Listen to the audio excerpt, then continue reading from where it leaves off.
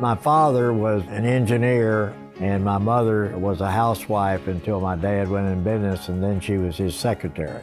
I lived in Southside Place, and my father didn't have me working. I was in the pool or playing football.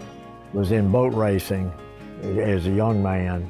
Later on in IndyCar racing, got a young man named A.J. Foyt in my race car when he was 16, and 67 years later, we're still together in racing.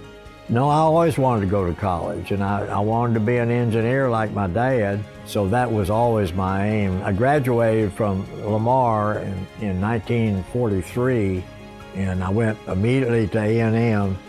I stayed there until I was 18, and then I volunteered for the Naval Reserve for 2 years.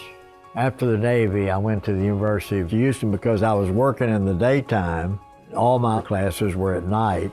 It took me 8 years to get my degree. And the great thing about it was if you go to night school, you have practicing engineers, you get the actual functional value of everything that they teach. Well, it was always predetermined I was going to work for my father. Houston in the 1950s was very progressive. There was a lot of high-rise or mid-rise buildings, and it was a very, very active city in the sense of construction, which was my interest.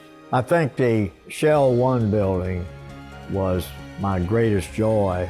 We furnished all of the window frames. We also designed the fireproofing for it, and it had 9,000 windows. Two of the projects I've worked on that I think are most important are the University of Houston Clear Lake and the entry of the University of Houston into Southwest Conference. All the Southwest Conference coaches didn't want the University of Houston. I was very fortunate in having a good friend, Frank Irwin, who was chairman of the Board of Regents of the University of Texas. And he got Darrell Royal, Norm Hackeman at Rice, who had been at the University of Texas, and they just got everybody to agree, and we successfully got in the Southwest Conference. The University of Houston project at Clear Lake had an opportunity, if they could build it in 10 months, of getting $5.8 million of funding from the state of Texas. I was on the building committee, so I took over that project.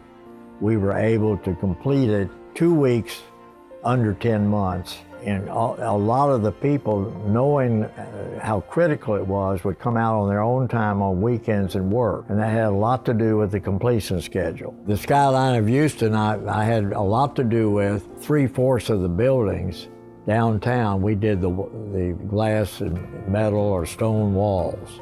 The University of Houston gave me a profession that I could use throughout life, and it meant a lot to me in regard to professional contact with architects, engineers, contractors in all my work.